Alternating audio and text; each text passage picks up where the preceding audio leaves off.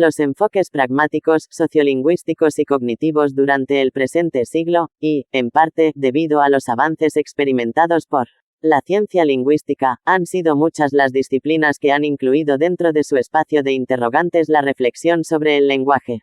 Actualmente, algunas de estas disciplinas han llegado a resultados en sus investigaciones que iluminan de forma enriquecedora nuestra visión de la lengua y de su uso y que, a nuestro juicio, no pueden obviarse tanto en la formación inicial de quienes enseñan lengua como en un trabajo didáctico orientado a la mejora del uso expresivo y comprensivo del alumnado. Las diversas disciplinas a que nos referimos podrían agruparse dentro de tres grandes bloques. En primer lugar, la filosofía analítica o pragmática filosófica, que aborda el estudio de la actividad lingüística, entendiéndola como una parte esencial de la acción humana. En segundo lugar, la antropología lingüística y cultural, la sociolingüística y la sociología interaccional, que se ocupan de la lengua en relación con sus usuarios entendidos como miembros de una comunidad sociocultural concreta. En tercer lugar, la ciencia cognitiva, tanto los estudios en psicología como en inteligencia artificial, que se ocupa de los procesos cognitivos que subyacen a la adquisición y al uso de las lenguas. Actualmente, las aportaciones de este conjunto de disciplinas tienden a integrarse en propuestas teóricas y metodológicas que intentan ser capaces de dar cuenta del complejo mecanismo que subyace a la producción y a la comprensión lingüística y no lingüística contextualizada. 29. Así, la lingüística textual, el análisis del discurso, la sociolingüística interaccional o la semiótica aparecen ante nuestros ojos como disciplinas de gran interés a la hora de abordar un planteamiento globalizador en la enseñanza de la lengua. Estos enfoques tienen al menos dos puntos de coincidencia que les configuran como una perspectiva sugerente y útil al acercarse a los fenómenos lingüísticos y comunicativos, y en consecuencia al programar acciones didácticas en el aula de lengua orientadas al logro de las finalidades descritas en los objetivos generales del área. La competencia de uso comprensivo y expresivo de los aprendices. Por una parte, su voluntad de centrar el estudio lingüístico en unidades discursivas que no se limiten al marco oracional por considerar que no es la oración el núcleo a partir del cual es posible entender los fenómenos comunicativos. Por otra, la atención a los aspectos pragmáticos de la comunicación que ligan el discurso oral, escrito o iconográfico a sus contextos de producción y recepción. Estas aproximaciones funcionales al estudio del lenguaje presuponen que comunicarse es hacer cosas con determinadas intenciones en situaciones concretas. No estamos ya ante sistemas abstractos de signos ajenos a la voluntad de los usuarios, sino ante prácticas comunicativas en las que el lenguaje, la acción y el conocimiento son inseparables. Stubbs, 1983. Y si de lo que se trata es, desde un punto de vista educativo, desde la intervención didáctica en el aula de lengua, de mejorar la competencia comunicativa de uso socioculturalmente adecuado a los diversos contextos y situaciones de comunicación del alumnado, entonces habrá que asumir los límites e insuficiencias de las teorías gramaticales al acercarse a los fenómenos de la significación y de la comunicación, y ampliar los horizontes teóricos de nuestra formación disciplinar con aquellas visiones que, desde enfoques cognitivos, sociolingüísticos y pragmáticos, entienden el discurso como un lugar de encuentro semiótico entre las diversas manifestaciones textuales y las variables de orden situacional y contextual que regulan los intercambios comunicativos. Lomas y Osoro, 1991 en 24. Precedentes de estos enfoques comunicativos y funcionales de la lengua y de este interés creciente por el análisis del uso en sus contextos de recepción y producción existen ya, como hemos apuntado, en un pasado remoto con los antiguos retóricos. Ya en el siglo X, en su primera mitad, asistimos, tal y como hemos señalado, a la hegemonía de las teorías gramaticales, con su preocupación por la descripción sincrónica, autónoma y científica de la lengua como sistema ideal e institución social. En Europa, el peso de lenguas con amplia tradición escrita y siglos de reflexión gramatical acentúa esta visión inmanentista de los aspectos formales de la lengua, de ahí las prioridades otorgadas por el estructuralismo europeo a la fonología y a la morfosintaxis, aunque se observen ya abundantes excepciones en su seno. Así, ya en 1929, los lingüistas de la Escuela de Praga afirman en su primera tesis que la lengua es un sistema funcional determinado por la intención del hablante. En consecuencia, en el análisis lingüístico debe uno situarse en el punto de vista de la función Temka y otros, 1971 en 31, Buller, 1934 y Jacobson, 1963, insisten en este enfoque funcional al referirse a la multifuncionalidad del uso lingüístico, funciones referencial, conativa, emotiva, poética, fática y metalingüística. Durante los años 30, Bakhtin, para quien la interacción verbal constituye la realidad fundamental de la lengua, Volosinov, 1929, trabaja sobre el carácter dialógico y polifónico del discurso. Y más tarde Benveniste, 1966,1974, pone las bases de la teoría de la enunciación, desarrolladas luego por Ducrot, 1984, según la cual el enunciado cobra sentido a partir del reconocimiento de una intención en el enunciador. En Estados Unidos, por el contrario, la necesidad de estudiar las lenguas amerindias, sin tradición escrita y gramatical, lleva a un grupo de antropólogos como Boas, Sapiro W. Orff al estudio de los usos comunicativos, al descubrimiento de estrechas relaciones entre lengua, cultura y comunidad y al reconocimiento del papel que juega el lenguaje en la construcción sociocultural de los pueblos. Estos investigadores seguían, de hecho, las ideas que respecto a la relación entre lengua y pensamiento y lengua y cultura habían planteado anteriormente Herder y Humboldt. 312. 1. La pragmática. Juegos de lenguaje, actos de habla y principio de cooperación. Si la semántica se plantea la pregunta, ¿qué quiere decir X? La pragmática intentará responder Calsamiglia y Toussaint, 1991, a preguntas del tipo, 1. ¿Qué quieres decir con X? 2. ¿Cómo hemos de decir X para hacer lo que queremos? 3.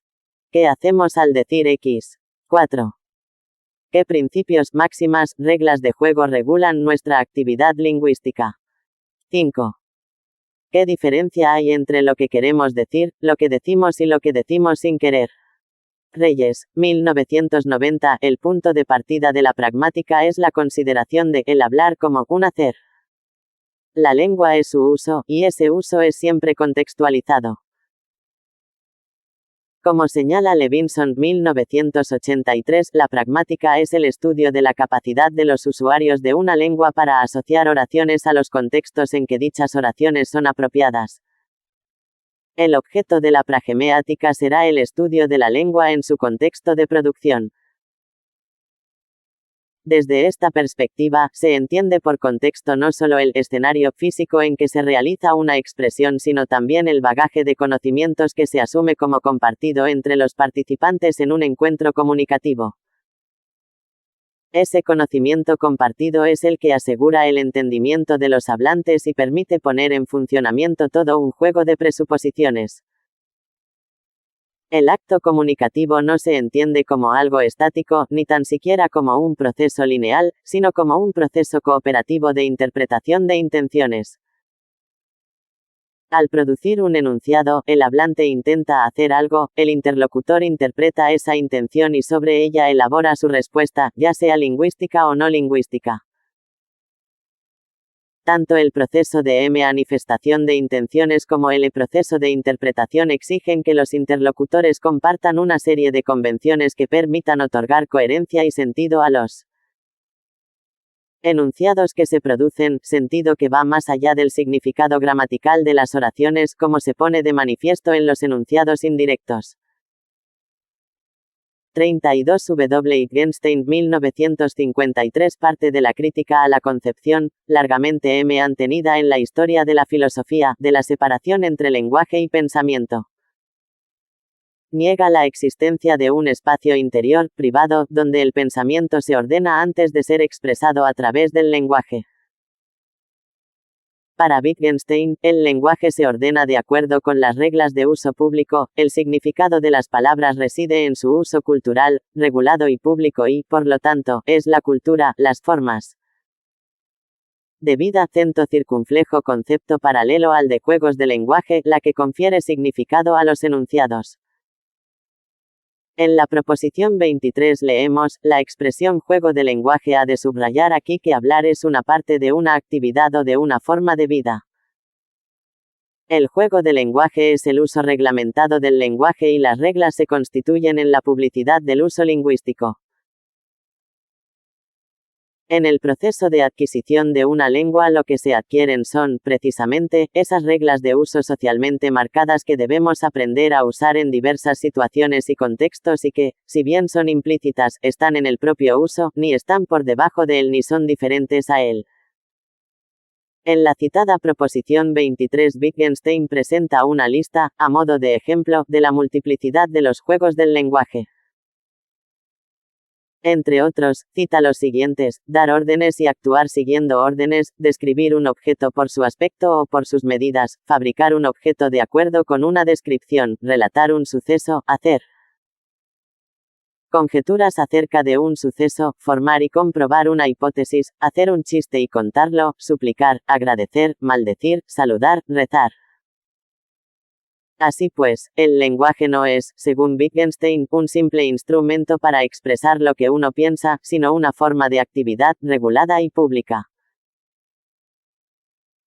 La teoría de los actos de habla, formulada por Austin, 1962, y desarrollada especialmente por Searle, 1964, 1969, 1975, propone una explicación del uso lingüístico basada en la observación de que cuando producimos un enunciado se realizan simultáneamente tres actos: el acto locutivo, la expresión de una oración con un sentido y un referente determinado; el significado literal, el acto ilocutivo, la producción de una enunciación, una promesa, una orden, etc. En virtud de una fuerza convencional que se asocia a la expresión, la fuerza ilocutiva, y el acto perlocutivo, el efecto que se produce en la audiencia. 33. El centro de atención para el analista de los actos de habla es la fuerza ilocutiva, ya que un mismo acto locutivo puede, dependiendo del contexto, poseer fuerzas ilocutivas diferentes. Así, una pregunta puede ser simplemente una petición de información o una orden, un ruego, etc. La interpretación correcta de los actos de habla indirectos se basa, precisamente, en el reconocimiento de esa fuerza asociada al acto locutivo y que difiere de su significado literal. Tanto el hablante como el oyente confían en las presuposiciones que hacen referencia al conocimiento del mundo compartido por ambos, para que los enunciados que producen sean interpretados con éxito. De la misma manera que Wittgenstein señala que no se puede hablar del lenguaje desligándolo de su uso, Austin observa que, excepto en contadas ocasiones, no se puede decir de los enunciados que son verdaderos o falsos, sino que son afortunados o desafortunados en virtud del contexto en que se producen y de los efectos que provocan. Grice, 1975, plantea que el intercambio conversacional es similar a cualquier transacción contractual en la que los participantes tienen un objetivo en común, sus actuaciones son mutuamente interdependientes.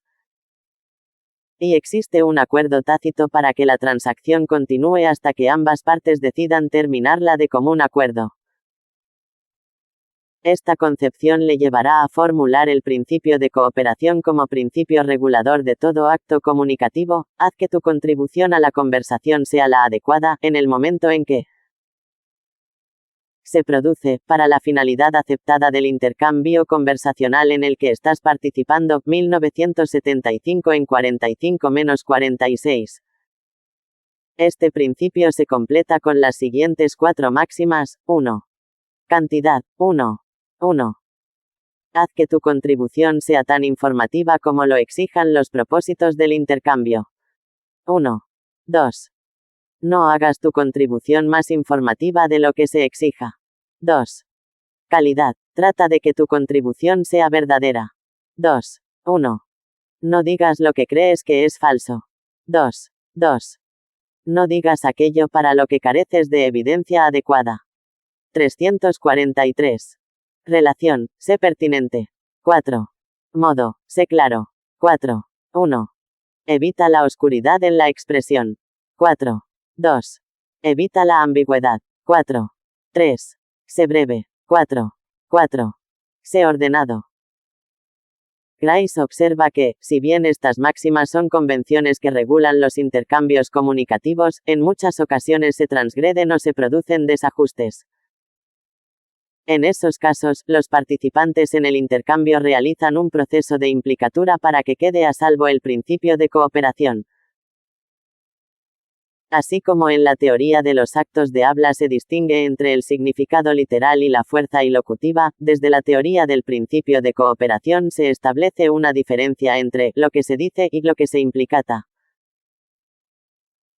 Para Levinson 1983 en 97, el concepto de implicatura es altamente interesante porque es un ejemplo paradigmático de la naturaleza y el poder de las explicaciones pragmáticas de los fenómenos lingüísticos. Se puede mostrar que el origen de estos tipos de inferencia pragmática residen fuera de la organización del lenguaje, en algunos principios generales de la interacción cooperativa y, sin embargo, permeabilizan la estructura del lenguaje. Posteriormente, Sperber y Wilson 1986 han señalado que se puede considerar la máxima de relación o pertinencia como el principio fundamental del que dependerían las demás máximas. Plantean que, desde un punto de vista cognitivo, la producción y la interpretación de los enunciados se basan en elegir aquel que se considera más pertinente para la situación concreta de comunicación en que se da, es decir, aquel que puede ser interpretado con un mínimo coste de procesamiento. Esta característica del mecanismo cognitivo es la que justificaría que a menudo se transgredan otras máximas. También muy interesantes resultan los trabajos sobre la cortesía, entendida como otro de los principios básicos que regulan el uso comunicativo de las lenguas. Brown y Levinson, 1987. Si partimos de la idea de que la lengua es un conjunto de opciones ligadas al contexto y que tienen un significado social, Gumpers, 1986, convendremos en que la 35 elección de una opción no se produce al azar, sino que existen restricciones de tipo sociocultural e interpersonal que nos conducen a hacer esa elección y no otra. Entre esas restricciones se sitúa la cortesía, la relación entre la imagen que tenemos del otro y la que queremos dar de nosotros mismos, imágenes que construimos, o activamos, a través de la elección que hacemos entre las posibilidades que nos ofrece la lengua. Pensemos, por ejemplo, en las diferencias que nos sugieren, en cuanto a la relación que existe entre los interlocutores, los dos enunciados siguientes, utilizados ambos para conseguir que alguien cierre una puerta. 1. Cierra la puerta, caray. 2. Por favor, sería tan amable de cerrar la puerta. 2. Entre la antropología y la sociología, sociolingüística, etnografía de la comunicación, etnometodología e interaccionismo simbólico, la sociolingüística empieza a desarrollarse en los años 50. Con los trabajos de Weinreich sobre las consecuencias del contacto de lenguas, los de Haugen sobre el comportamiento de los inmigrantes bilingües en Estados Unidos, los primeros análisis de Gumper sobre la situación sociolingüística en la India y la presentación, por parte de Ferguson, de la distribución social de las variedades lingüísticas. 8. El objeto de la sociolingüística es el uso lingüístico. Esto implica que se presta una atención especial a los agentes de ese uso, los hablantes. Los usuarios de la lengua son considerados como miembros de comunidades de habla, y una de las características esenciales de la comunidad de habla es su diversidad lingüística. Se parte de la idea de que sus miembros pueden hablar más de una variedad o más de una lengua. La totalidad de los recursos lingüísticos de los hablantes constituye su repertorio verbal. La sociolingüística, pues, centra su interés en la diversidad de usos lingüísticos. 8. Weinreich, V. 1953 Haugen, E. 1953, 1966 Ferguson, C. A. 1959. 36 que constituyen el repertorio verbal de cada comunidad de habla y en las determinaciones socioeconómicas que condicionan el acceso a los registros de uso son, milésima noningentésima nonagésima primera, 51 a 53, así como a los filtros. culturales que determinan un acceso desigual a los usos legítimos de la lengua, aquellos que generan beneficios en el mercado de los intercambios comunicativos, y relegan las variedades ilegítimas a las posiciones más bajas de la jerarquía de los estilos expresivos. Bourdieu, 1982. Durante los años 60 se desarrollan, dentro del M-arco de la sociolingüística, estudios de orientación propiamente sociológica sobre la situación lingüística en naciones en vías de desarrollo, 9 especialmente. Sobre la planificación lingüística, tema en el que convergen otros muchos problemas, como los criterios que se usan para decidir qué lengua o variedad se propone como lengua oficial o variedad estándar, la elaboración de una normativa, el establecimiento de una política lingüística, etc. La sociolingüística demuestra que esas acciones no son neutras sino que presuponen determinados valores y posturas ideológicas por parte de los planificadores. Se observa que el estudio de los procesos de estandarización de las lenguas puede ayudar a entender el lugar que ocupa la lengua como símbolo de identidad nacional. También durante los años 60 comienzan los trabajos de otra corriente sociolingüística, en cierto modo heredera de la dialectología, que hoy conocemos como teoría de la variación. 10. Los trabajos de la BOF sobre el Black English vernacular 11 demuestran que la variación no es caótica, sino que sigue unos patrones y que, por lo tanto, puede ser descrita sistemáticamente. Actualmente, la teoría de la variación, o sociolingüística correlacional, ha desarrollado una metodología muy elaborada que, a partir de unas reglas de variancia, permite analizar y predecir las restricciones de carácter social y cultural a que está sujeta la variación lingüística. La etnografía de la comunicación, corriente antropológica que se ha desarrollado a partir de los años 60, 12 parte de los trabajos que habían realizado investigadores como Boas, Sapir y Malinowski, quienes habían demostrado, como ya señalamos anteriormente, la relación existente entre la lengua y la cultura de los pueblos que habían estudiado. El significado no es para estos autores una relación unívoca entre un referente y la palabra que lo designa, sino entre esta y un contexto cultural. Analizando el comportamiento comunicativo de una comunidad de habla es posible, a su juicio, entender el mundo cultural de un grupo social determinado. Los primeros etnógrafos de la comunicación, Gumpers y Imes, configuran esta disciplina en torno a su objeto de estudio, la competencia comunicativa. Este término necesariamente remite al concepto chomskiano de competencia lingüística.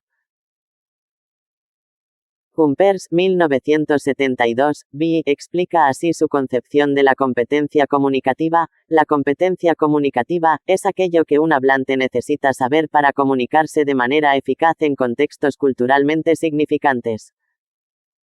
Como el término chomskiano sobre el que se modela, la competencia comunicativa se refiere a la habilidad para actuar. Se hace un esfuerzo para distinguir entre lo que un hablante sabe, sus capacidades inherentes, y la manera como se comporta en situaciones particulares.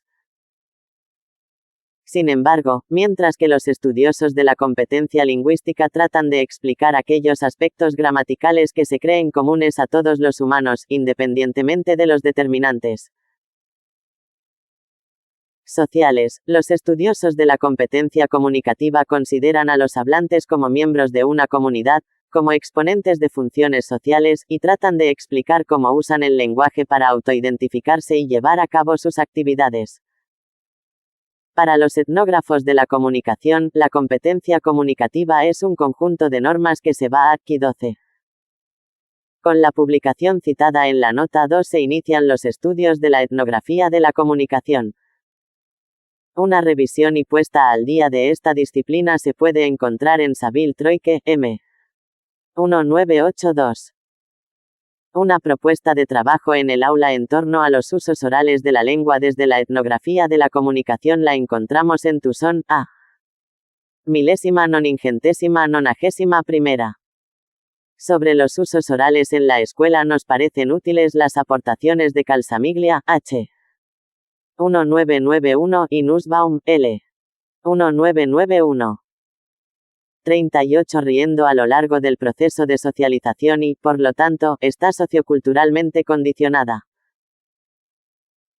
Los antropólogos lingüistas han demostrado que las normas comunicativas varían de cultura a cultura, e incluso dentro de una misma cultura de un grupo a otro, jóvenes, adultos, hombres, mujeres, etc. Paréntesis que cierra punto. A medida que nos vamos relacionando con diversas personas, en contextos diversos, hablando sobre temas diferentes, vamos descubriendo y apropiándonos de las normas que son adecuadas para las diferentes situaciones comunicativas en que nos encontramos. Así, vamos distinguiendo cuándo es apropiado hablar de una manera formal o informal, con quién podemos chismorrear, y con quién no, y cómo se chismorrea, delante de quién podemos decir palabrotas, y delante de quién no, cuando es preferible que nos mantengamos en silencio, etc. La noción de competencia comunicativa trasciende así su sentido de conocimiento del código lingüístico para entenderse como la capacidad de saber qué decir a quién, cuándo y cómo decirlo y cuándo callar. Coates y otros, 1990 en 55. Al aprender a hablar, pues, no solo adquirimos la gramática de una lengua, aquella que se habla en nuestro entorno, sino que también aprendemos sus diferentes registros y la manera apropiada de usarlos según las normas de nuestro ambiente sociocultural. El concepto de competencia comunicativa se refiere tanto a la competencia lingüística, en el sentido chomskiano, como a la competencia pragmática, el componente sociolingüístico que nos permite reconocer un contexto situacional determinado, distinguirlo de otros y, por lo tanto, seleccionar las normas apropiadas de comportamiento comunicativo, la variedad o variedades lingüísticas adecuadas, etc. El componente discursivo, que nos permite construir enunciados coherentes en cooperación con el interlocutor, y el componente estratégico, gracias al cual somos capaces de reparar los posibles conflictos comunicativos e incrementar la eficacia de la interacción. Las normas comunicativas abarcan, pues, conocimientos verbales y no verbales, cinesia y proxemia, normas de interacción y de interpretación, estrategias para conseguir las finalidades que se persiguen y conocimientos socioculturales, valores, actitudes, relaciones de poder, etc. Paréntesis que cierra punto.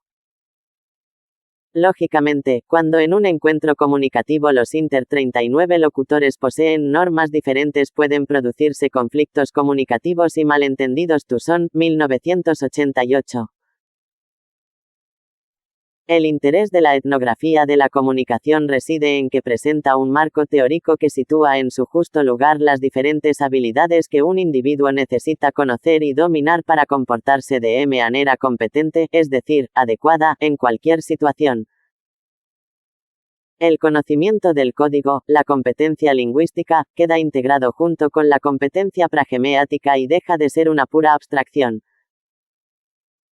Asimismo, el conocimiento de la normativa adquiere sentido ya que cualquier individuo ha de saber que, en determinadas situaciones y para conseguir ciertas finalidades, su utilización de la lengua, ya sea oral o escrita, especialmente si es escrita, deberá adaptarse a las normas académicas si quiere que su actuación comunicativa sea eficaz.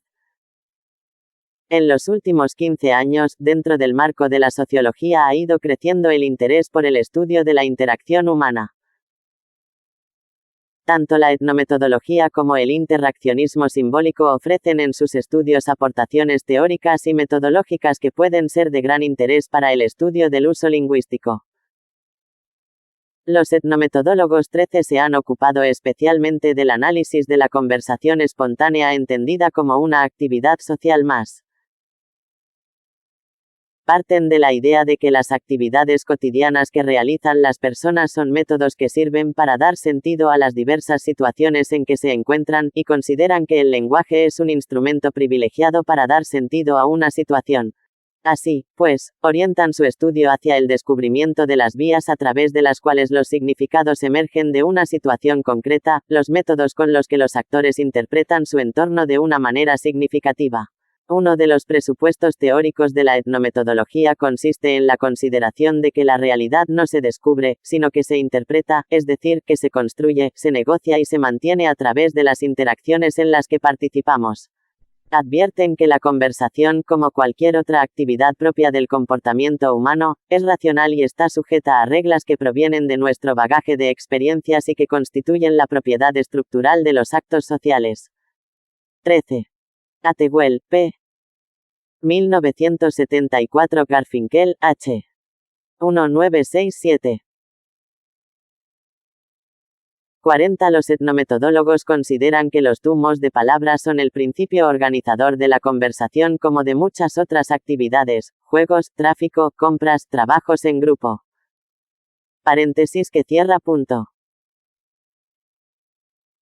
El análisis de las conversaciones espontáneas demuestra que la organización de los tumos de palabra está sujeta a unas reglas y que, a la vez, sirve para estructurar la conversación.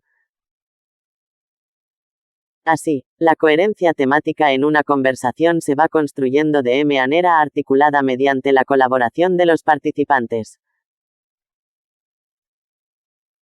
Estudiando la forma como se organizan los tumos se pueden descubrir los procedimientos que se utilizan para manejar o gestionar la conversación. Conversational Management, para iniciar, cambiar o mantener un tema, para cambiar el tono de la interacción, para reformular la constelación de los participantes, etc. Los etnometodólogos establecen una diferencia entre las conversaciones espontáneas, su objeto de estudio, y otros tipos de interacciones comunicativas, como las que se producen en el aula, en una sala de un juzgado, en un debate con moderador, etc. Estas otras interacciones están también sujetas a unas reglas, pero son de índole diferente. Por ejemplo, una regla fundamental de las conversaciones espontáneas es que, si quien tiene el uso de la palabra no selecciona al próximo participante, cualquiera de los presentes puede autoseleccionarse. Pero, en cambio, la aplicación de esta regla podría resultar del todo inconveniente en el transcurso de un juicio. El interés de la perspectiva etnometodológica reside, precisamente, en que presenta las interacciones comunicativas como actividades sociales estructuradas y sujetas a reglas que se adquieren a través de la experiencia interactiva y en que considera el uso del lenguaje como el mecanismo fundamental con el que producimos sentido en esas actividades. El interaccionismo simbólico 14 considera que las interacciones son semejantes a los rituales y, por lo tanto, están altamente estructuradas. Los participantes, al iniciar una interacción, establecen un compromiso conversacional conversational involvement que deberán mantener a lo largo de todo el encuentro y que romperán al final de común acuerdo. 14. Goffman, E. 1959, 1974 y 1981. 41. Cada participante se presenta a la interacción con una imagen face determinada y durante el transcurso de la interacción irá negociando con el resto de los participantes el mantenimiento o el cambio de esa imagen así como la orientación de la propia interacción, el tema, el tono, etc. Paréntesis que cierra punto. Para entender cómo funciona ese proceso de negociación es fundamental el concepto de posición footing. Las diversas posiciones que adoptan los participantes en un encuentro comunicativo se manifiestan a través de señales lingüísticas y no lingüísticas, como la prosodia, la elección del registro, los gestos, la mirada, etc. Y cada cambio de posición es un índice que sirve para descubrir cómo la interacción se organiza en diversas secuencias que provienen de la aplicación de unos marcos frame determinados. Los marcos son patrones tipo de actuación interactiva, de carácter social y cognitivo y que fundamentan la idea de considerar la interacción como un ritual. 2. 3. Lingüística del texto, análisis del discurso, sociolingüística interaccional, semiótica textual. Los avances teóricos y metodológicos de las disciplinas que acabamos de comentar han contribuido en gran medida a que desde la lingüística se haya planteado el estudio de unidades supraoracionales como objeto central de investigación. La lingüística del texto, el análisis del discurso y la sociolingüística interaccional coinciden en proponer el estudio sistemático de la producción lingüística contextualizada, si bien cada una de estas corrientes ha puesto el acento en unos aspectos determinados de ese uso y presenta particularidades metodológicas y analíticas propias. La lingüística del texto 15 comienza en el punto en que la lingüística oracional deja de proporcionar explicaciones adecuadas a los fenómenos lingüísticos. Si en sus comienzos se ocupó del análisis de ciertos aspectos lingüísticos que operan en la construcción de los tiempos verbales, el uso del artículo, los elementos deícticos situacionales, el orden de 15. Para una historia de los inicios de la lingüística del texto, véase Rigao, G. 1981. Una aproximación al análisis textual europeo lo encontramos en Bernardet, E. 1982. 42. Las palabras. Pronto surgieron cuestiones como la existencia de un plan textual subyacente, Van Dijk, los mecanismos de cohesión, Dressler, Halliday, los mecanismos de coherencia, Kosseriu, y la coincidencia de emisión-recepción, Smith, que exigían un tratamiento pragmático y, a la vez, la recuperación de los trabajos de retórica. 16. Mientras que la lingüística oracional considera el lenguaje como un sistema de signos, como un aparato formal, la lingüística textual lo considera como una forma de actividad humana, como un proceso. El texto es un artefacto planificado con una orientación pragmática. Para Bogrande, 1981, son 7 las características básicas de la textualidad, 2 de ellas, cohesión y coherencia, son nociones centradas en el texto, propiamente dicho, las otras 5, intencionalidad, aceptabilidad, informatividad, situacionalidad e intertextualidad, son nociones centradas en los usuarios de la lengua. Estas 7 características son, para este autor, principios constitutivos de la comunicación textual que actúan junto con 3 principios reguladores, eficiencia, eficacia y adecuación. Bogrande, 1981 en 31, ve así la relación entre lo textual y lo pragmático. Nuestras nociones de cohesión y coherencia pueden ser útiles para estudiar el texto solo si con ellas nos referimos a cómo se establecen las conexiones entre los acontecimientos comunicativos.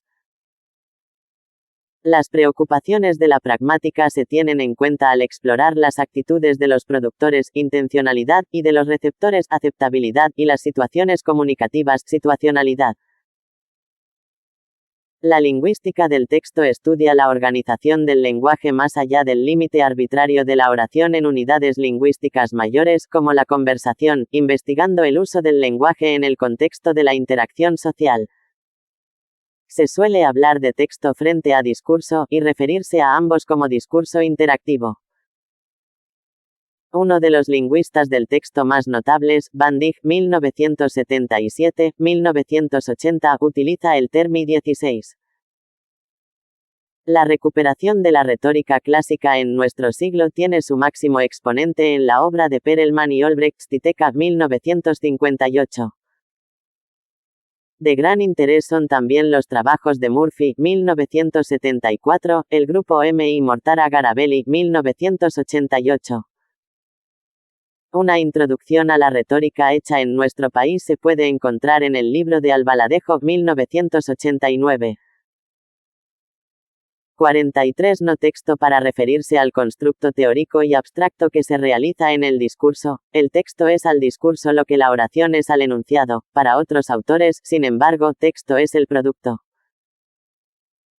meramente lingüístico de un intercambio comunicativo, mientras que discurso es ese texto contextualizado, tomando en consideración todos los elementos que intervienen en el acto de comunicación. Siguiendo el pensamiento textual de Van Dijk, así como una oración es más que la simple suma de una serie de palabras, también un texto es una estructura superior a la simple secuencia de oraciones que satisfacen las condiciones de conexión y coherencia. Este autor establece una diferencia entre macroestructuras, microestructuras y superestructuras.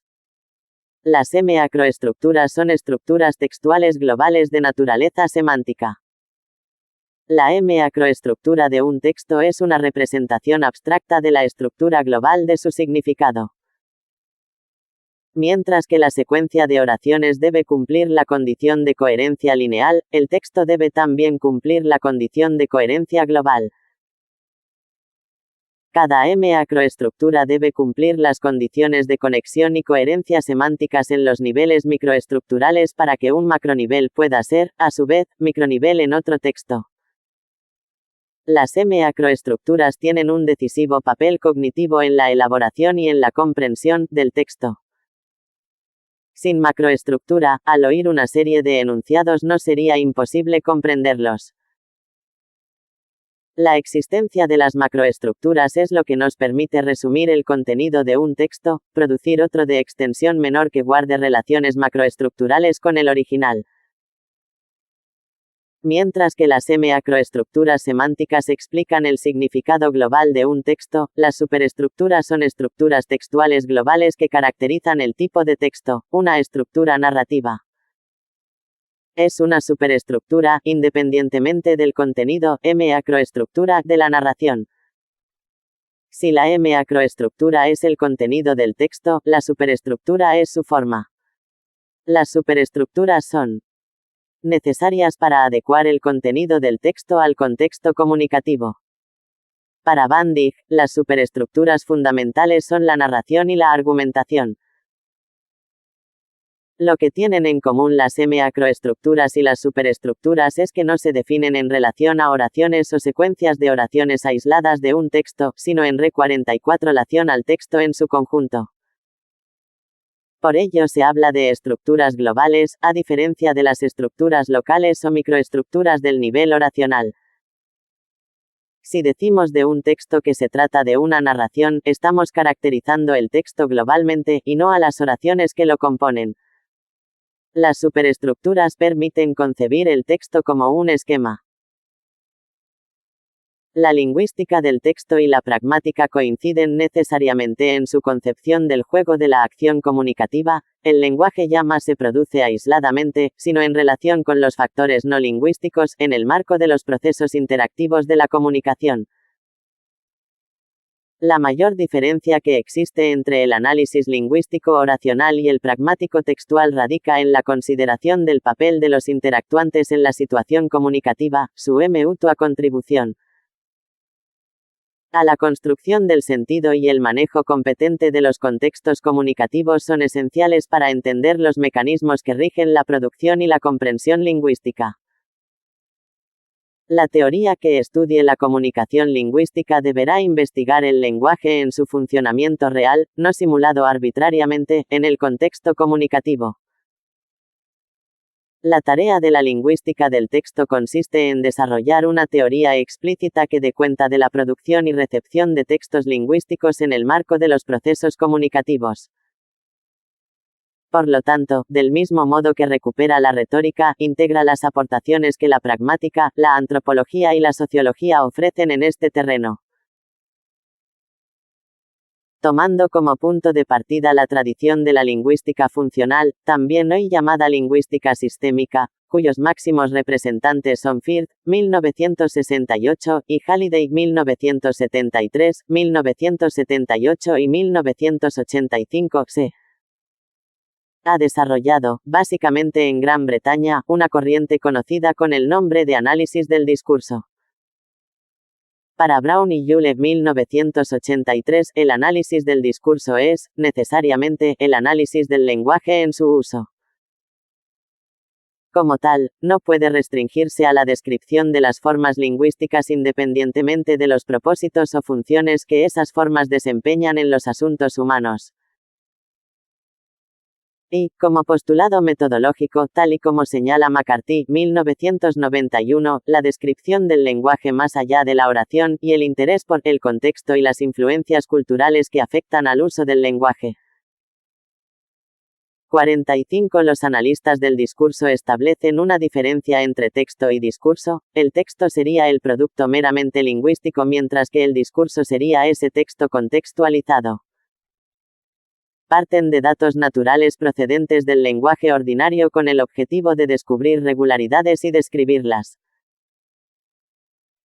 Se considera el discurso como el resultado de un proceso activo, el comportamiento lingüístico comunicativo que para su análisis exigirá, por lo tanto, que se tomen en consideración las restricciones de la producción y de la recepción textual. Brown y Yule, 1983 en 36 presentan de este modo el trabajo del analista del discurso. El analista del discurso trata sus datos como la representación auténtica texto de un proceso dinámico en el que un hablante, escritor usa la lengua como un instrumento de comunicación en un contexto para expresar significados y conseguir sus intenciones discurso. Trabajando con esos datos, el analista trata de describir las regularidades de las realizaciones lingüísticas que usa la gente para comunicar esos significados y esas intenciones. La noción de contexto abarca tanto el contexto cognitivo, la experiencia acumulada y estructurada en la memoria, como el contexto cultural, las visiones del mundo compartidas por los participantes en una interacción, y el contexto social, los aspectos institucionales e interactivos que nos permiten identificar y definir situaciones y acciones. La referencia al contexto es la que permite explicar las presuposiciones y las inferencias en las que se basan la producción y la comprensión discursivas. Para el análisis del discurso resultan centrales, también, las nociones de cohesión y coherencia. La cohesión remite al texto, mientras que la coherencia es la característica fundamental que permite interpretar el discurso. Para el estudio de la coherencia discursiva, los analistas del discurso recurren a la teoría de los actos de habla y a las aportaciones de los estudios de inteligencia artificial. Así, hacen intervenir en su análisis conceptos como marcos, guiones, escenarios y esquemas. 117. Un excelente libro sobre la importancia de los avances en inteligencia artificial para la enseñanza de la lengua es el de Zhang, R. C. 1982. 46. Uno de los aspectos de especial interés de esta escuela para nuestros propósitos es que ha tomado como uno de sus campos de estudio el discurso escolar. Los trabajos de Sinclair y Coulthard, 1975, Stapps, 1976, Edmondson, 1981, entre otros, ofrecen un modelo de análisis que permite entender las características específicas de este tipo de discurso frente al discurso espontáneo o a otros discursos más formales. Otras de las preocupaciones de los analistas del discurso, derivada de su interés por el discurso escolar, ha sido la de establecer las diferencias, formales, funcionales, situacionales y estructurales, entre el discurso oral y el discurso escrito. En este campo son de especial interés los trabajos de Brown y Yule, 1983, y Pereira, 1984. La sociolingüística interaccional arranca de la tradición antropológico-lingüística de la etnografía de la comunicación e incorpora las aportaciones de la pragmática filosófica, la psicología social de orientación cognitiva, la sociología interaccional, el análisis del discurso y los estudios de inteligencia artificial que puedan ayudar a la comprensión del uso lingüístico situado. Los estudiosos que se enmarcan dentro de esta corriente, cuyo máximo representante es Bumpers, 1982a, 1982b, consideran la lengua como uno de los elementos que constituyen la realidad social y cultural de los grupos humanos. A la vez, consideran que el uso lingüístico es expresión y síntoma de esta realidad, puesto que el mundo sociocultural se construye, se mantiene y se transforma a través, en gran parte, de las interacciones comunicativas. Puesto que su objeto de estudio es el uso lingüístico situado, proponen un análisis que se caracteriza por su multidimensionalidad. Un modelo que dé cuenta de la producción lingüística debe integrar los factores verbales y no verbales de la comunicación, así como los factores cognitivos, situacionales y socioculturales. En un encuentro comunicativo, los participantes deben poner en funcionamiento múltiples competencias que abarcan todos esos factores y que constituyen su competencia comunicativa. Desde esta perspectiva, la interacción comunicativa se puede considerar como un tipo específico de texto en el que la coherencia se construye a través de la cooperación con 47 versacional entre los participantes. El análisis de la coherencia textual se lleva a cabo a través del estudio de la inferencia conversacional, entendida, en palabras de Gumpers, como el conjunto de procesos a través de los cuales los participantes en una conversación llegan a interpretar de una manera situada, contextualizada, las intenciones comunicativas de los otros participantes y, a partir de aquí, construyen sus respuestas. 1978 en 395. Esta inferencia se basa en las convenciones contextualizadoras, que son un conjunto de pistas o indicios lingüísticos y no lingüísticos que sirven para manifestar que los conversadores están de acuerdo en mantener la interacción en unos determinados términos. Las convenciones contextualizadoras pueden ser la entonación, el ritmo, el tono de voz, las pausas, los gestos, los ruidos de asentimiento o extrañeza, los cambios de lengua o de registro, etc. Y permiten que a lo largo de la conversación se vaya negociando su propia estructura y coherencia, mantenimiento o cambio de tema, organización de los zumos de palabra, orientación intencional, etc. Paréntesis que cierra punto. El interés de este tipo de análisis para las tareas didácticas es múltiple. Apuntaremos solo 3 aspectos a modo de ejemplo. En primer lugar, permite la formación de individuos competentes oralmente a través del trabajo sobre el discurso oral, proponiendo situaciones comunicativas diversas en las que se hayan de poner en juego habilidades verbales y no verbales específicas, partiendo de la reflexión sobre los diferentes elementos que intervienen en su producción. En segundo lugar, permite tomar conciencia de la existencia del currículo oculto dentro del discurso pedagógico, poniendo de relieve la importancia del autoanálisis para los enseñantes con el fin de conocer los modelos que, consciente o inconscientemente, proponen a través del propio comportamiento comunicativo. Y, en tercer lugar, mayor que ayuda a comprender la compleja relación que existe entre el uso oral y escrito de una lengua al analizar los diferentes mecanismos que se usan para la construcción, producción, expresión y comprensión de la coherencia discursiva o textual, aspectos gramaticales, prosódicos, léxicos, etc. Paréntesis que cierra punto.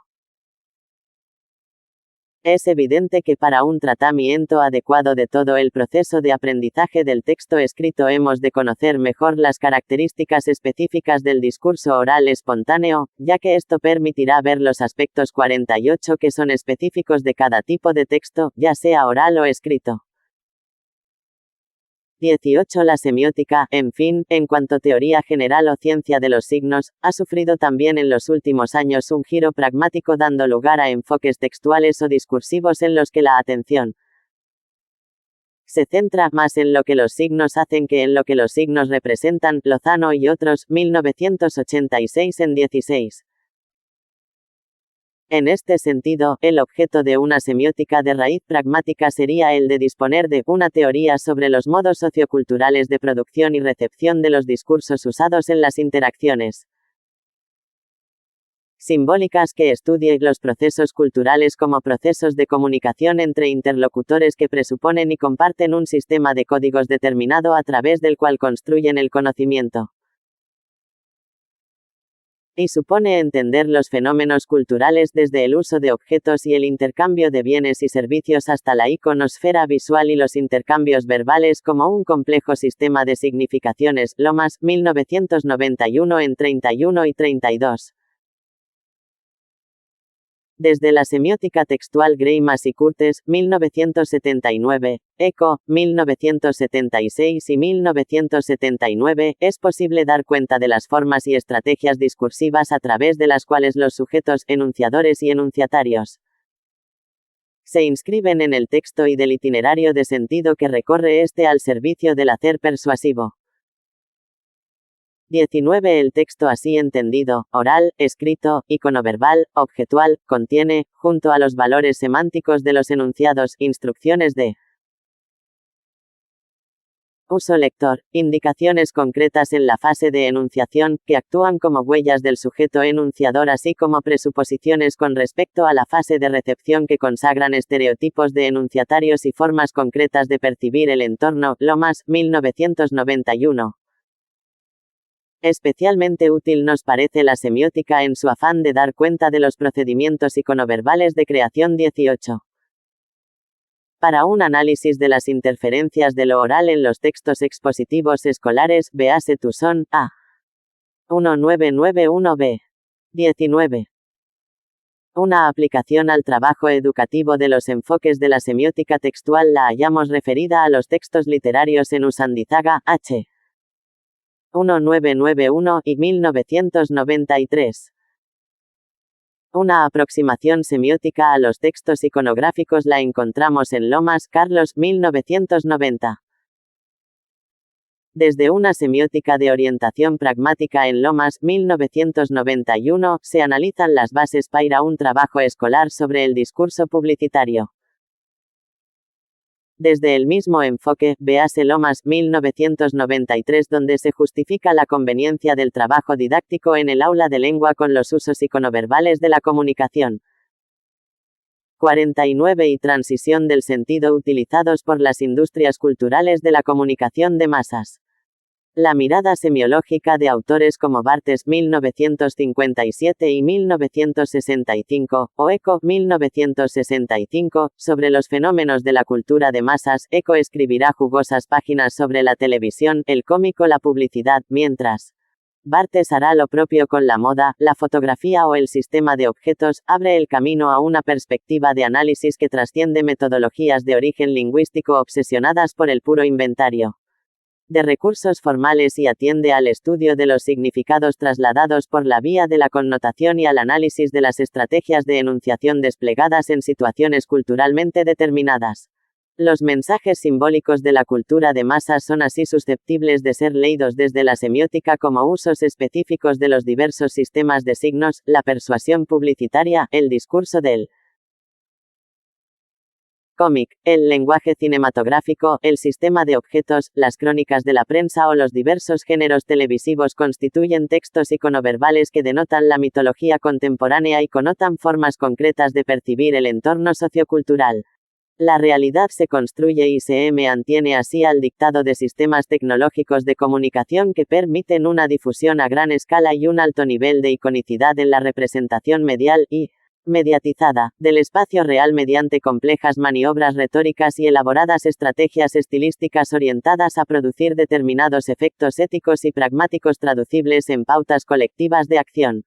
Los usos iconoverbales, insertos en las industrias audiovisuales de la comunicación de masas, contienen en su estructura formal y temática instrucciones de uso puestas en juego con arreglo a normas sintácticas y estratagemas discursivas muy precisas que generan la ilusión de lo real, el efecto de realidad, la confusión entre las imágenes de la realidad y la realidad de las imágenes, hasta crear en los destinatarios un flujo hipnótico que deviene con frecuencia en discursos como el publicitario o el televisivo en eficacísimo recurso de persuasión ideológica. Lomas, 1990 y 1991.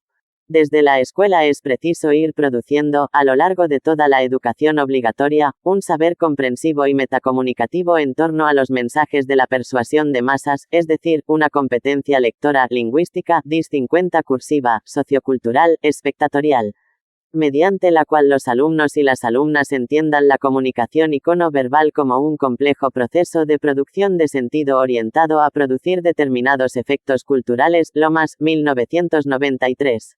Por ello parece cuanto menos razonable incluir como contenidos de una enseñanza de la lengua orientada al desarrollo de la competencia comunicativa del alumnado tal y como se hace en los documentos que regulan el currículo del área MEC 1991A, 1991B y 109992. Este tipo de prácticas discursivas, el discurso del cómic, del cine, de la prensa, de la televisión, de la publicidad, que se articulan a través de un uso combinado de sistemas icónicos y verbales de comunicación y que, emitidas por las industrias culturales mediante eficacísimos resortes tecnológicos de naturaleza electrónica o fotográfica, constituyen el fenómeno cotidiano de los mensajes de la comunicación de masas.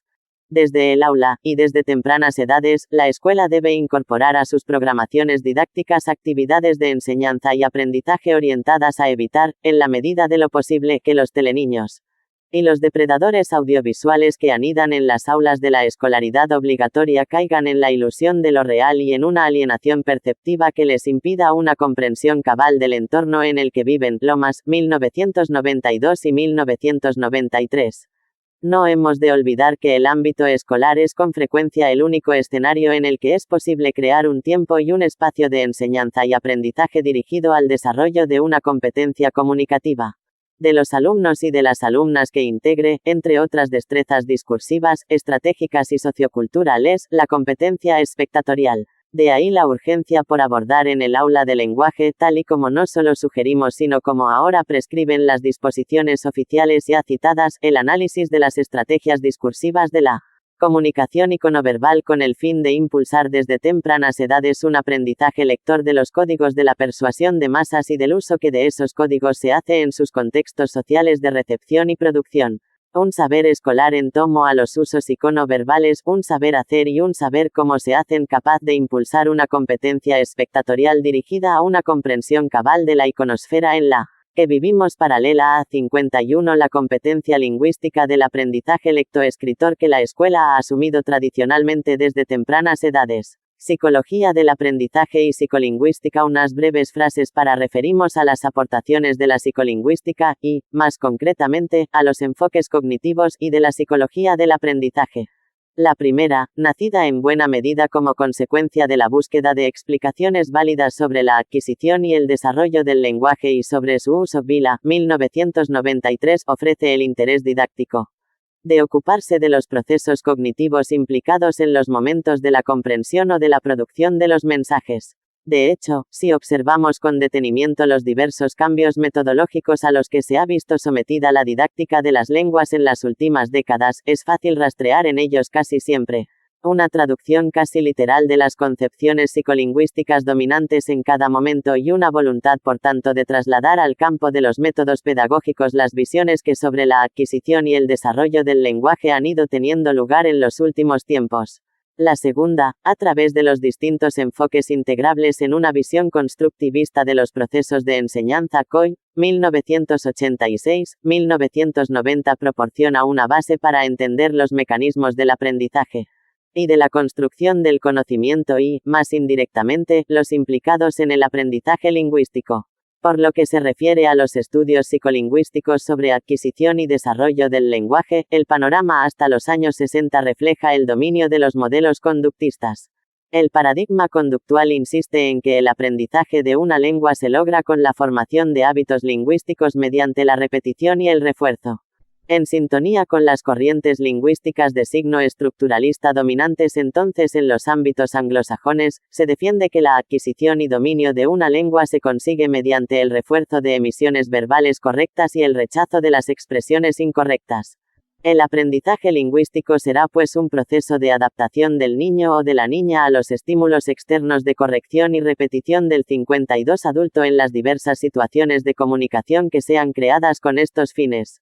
La concepción mecanicista del aprendizaje que subyace a los modelos conductuales sobre la adquisición y desarrollo del lenguaje pronto fue adoptada por los lingüistas que desde los diversos estructuralismos elaboraban métodos para la enseñanza de la lengua. El aprendizaje debía limitarse entonces a la apropiación de hábitos fonológicos, morfológicos y sintácticos mediante metodologías que relegaban al olvido los aspectos semánticos y pragmáticos de la comunicación y la consideración por tanto de que el significado de los enunciados se construye en el uso lingüístico. A principios de los años 60, los enfoques racionalistas, con la irrupción de las ideas de Chomsky como punto de partida, insisten en atribuir a factores biológicamente innatos los procesos de desarrollo del lenguaje en los niños y en las niñas. Con la publicación en 1957 de su tesis doctoral, Syntactic Structures, Chomsky inaugura la hegemonía de la gramática generativa y en consecuencia una visión formal del lenguaje que le lleva a rechazar que éste se adquiera, como señalaba la tradición conductista, mediante estímulos y refuerzos. La adquisición del lenguaje es ante todo, a juicio de los psicolingüistas de orientación generativa, la adquisición de unas reglas gramaticales competentes que son las que hacen posibles las hemisignes lingüísticas del uso performance. Chomsky, 1957 y 1965 parte pues como hipótesis de trabajo de la afirmación de la existencia de una gramática innata, universal, común a todos los seres humanos, entendida como un mecanismo genético. Language Acquisition Device que les permite descubrir las unidades, estructuras y reglas de combinación del lenguaje. El lenguaje, así entendido, es un sistema de reglas para cuyo manejo el ser humano está dotado en condiciones normales de desarrollo. Ello explica una concepción psicolingüística de la creatividad lingüística concebida como la capacidad natural de la raza humana para comprender y producir un número infinito de enunciados a partir de un número limitado de reglas combinatorias. De forma innata, los niños y las niñas elaboran hipótesis sobre las formas lingüísticas que van desarrollando y estas, al ser contrastadas con los principios gramaticales universales, se acaban interiorizando en estructuras sintácticas. 53 Chomsky, en su rechazo de las concepciones conductistas sobre la adquisición del lenguaje, defiende por tanto una noción del lenguaje como sistema gobernado por reglas y unos procesos de adquisición lingüística guiados por la interiorización de dichas reglas. Véase capítulo 1 de este libro. De ahí el rechazo generativista de una tradición didáctica caracterizada por la imitación, la repetición sistemática, la memorización o la descontextualización de los enunciados y la propuesta, a nuestro juicio insuficiente, de una metodología de la enseñanza de las lenguas orientada a la puesta en marcha de una serie de prácticas didácticas centradas en las estructuras de la lengua y en el retomo al estudio de la gramática como principio rector de la actividad pedagógica. El propio Chomsky, 1974 en 155-156, resumía así las consecuencias didácticas de sus concepciones teóricas. Ciertas tendencias y planteamientos en lingüística y psicología pueden tener un impacto potencial en la enseñanza del lenguaje. Creo que estos pueden ser sintetizados de una manera práctica bajo 4 epígrafes: el aspecto creativo del uso del lenguaje, la naturaleza abstracta de la representación lingüística, la universalidad de la estructura lingüística subyacente, el papel de organización intrínseca de los procesos cognitivos. En este intento de demostrar la existencia de procesos universales en la adquisición y desarrollo de la competencia lingüística del hablante ideal, se inician las investigaciones sobre las gramáticas infantiles y la aparición de las denominadas gramáticas pivot. Estas, al no atender a los problemas de la producción del significado, olvidaban algunos aspectos cognitivos implicados en la codificación del conocimiento por parte del niño o de la niña. El relevo lo asume la semántica, que proclama que el niño o la niña no solo conocen palabras aisladas sino las relaciones semánticas subyacentes a las estructuras superficiales del discurso y por tanto el sentido de los enunciados. La gramática del caso Fillmore, 1968, estudiará en términos de significados las estructuras semánticas de las frases nominales en relación con las verbales. De ahí sus trabajos sobre las relaciones semánticas de los primeros enunciados de las hablas de los niños y de las niñas y en consecuencia sobre los condicionantes previos que permiten la aparición del lenguaje. Algunos enfoques actuales sobre la adquisición y el 54 aprendizaje del lenguaje revisten un interés innegable para una didáctica de las lenguas orientada al desarrollo de la competencia comunicativa del alumnado. Así, por ejemplo, desde las visiones cognitivistas Piaget e Ingelder, 1969, se trata de atender, junto a los aspectos innatos derivados del equipamiento genético de los seres humanos, a los procesos cognitivos y funcionales implicados en la adquisición y el desarrollo de la lengua, ya que en el curso de su relación con el medio los niños y las niñas van desarrollando procesos en los que superan el contenido particular de los objetos o de las acciones para dotarlos de función simbólica o semiótica, es decir, de una capacidad que consiste en poder representar algo, un significado cualquiera, objeto, acontecimiento, esquema conceptual, por medio de un significante diferenciado y que solo sirve para esa representación, lenguaje, imagen mental, gesto simbólico, etc. Piaget e Ingelder, 1969 en 59. El desarrollo en el niño o la niña de la función semiótica engendra los símbolos, la imitación diferida, el juego simbólico, la imagen gráfica, el recuerdo, que son motivados, y el signo que, como convencional, ha de ser necesariamente colectivo. El niño lo recibe por el canal de la repetición, pero esta vez como adquisición de modelos exteriores. Piaget e Ingelder, 1969 en 64. El niño o la niña aprenden pues una lengua en su interacción con el medio físico a la vez que construyen su inteligencia y elaboran estrategias de conocimiento y de resolución de problemas. El lenguaje forma parte así de las funciones semióticas superiores del ser humano y tiene por ende una dimensión esencialmente representativa. Especialmente sugerentes nos parecen las concepciones psicolingüísticas que ponen el acento en el origen sociocultural de los procesos psicológicos superiores. Vygotsky, 1977 y 1979, Luria, 1979, y en la ligazón entre aprendizaje, desarrollo y contextos de relación interpersonal. Estas visiones que ligan la adquisición y el desarrollo de una lengua a las situaciones socioculturales en que tiene lugar el uso comunicativo contribuyen al giro copemicano que desde la filosofía del lenguaje, la teoría de los actos de habla de Austin y Searle, desde la antropología lingüística, en especial, desde la etnografía de la comunicación de Gumpers y Imes, y desde las diversas sociolingüísticas. Estaba teniendo lugar en los estudios sobre el lenguaje, ver en este sentido 55 los capítulos 2. Es a nuestro juicio evidente la solidaridad entre estas teorías funcionales sobre la adquisición y el aprendizaje del lenguaje y las concepciones pragmáticas con su énfasis en las determinaciones culturales del uso lingüístico. Hablar una lengua no es solo conocer las reglas del lenguaje, sino saber usarla de forma adecuada en sus contextos de producción y recepción, la competencia lingüística como parte de la competencia comunicativa. Al insistir en el uso verbal como una acción orientada a producir efectos en situaciones de comunicación concretas, las ciencias del lenguaje de orientación pragmática iban a coincidir en sus postulados con los derivados de la revolución iniciada con la publicación de las obras de Lev S. Vygotsky.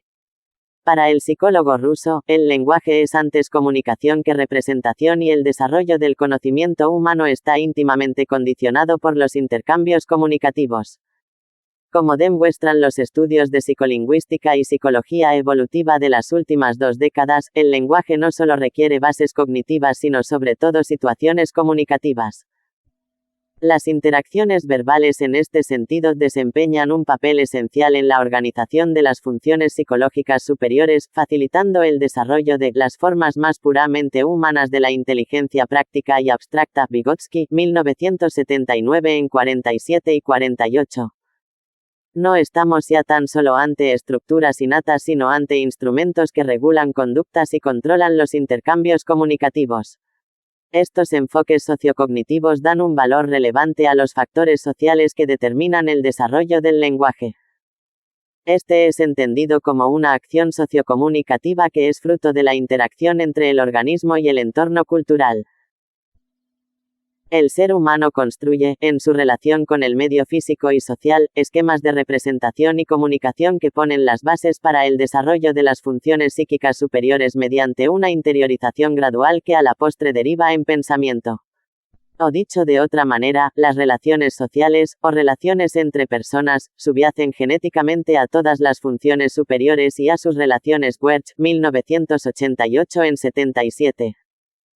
Tras el fracaso de los modelos innatistas y sintácticos, el auge de los enfoques sociocognitivos sobre la adquisición del lenguaje y la incorporación de los aspectos semánticos y 56 pragmáticos al estudio de la lengua traerá como consecuencia una nueva perspectiva de acercamiento a los fenómenos de la significación y de la comunicación y en consecuencia un nuevo paradigma en el campo de la didáctica.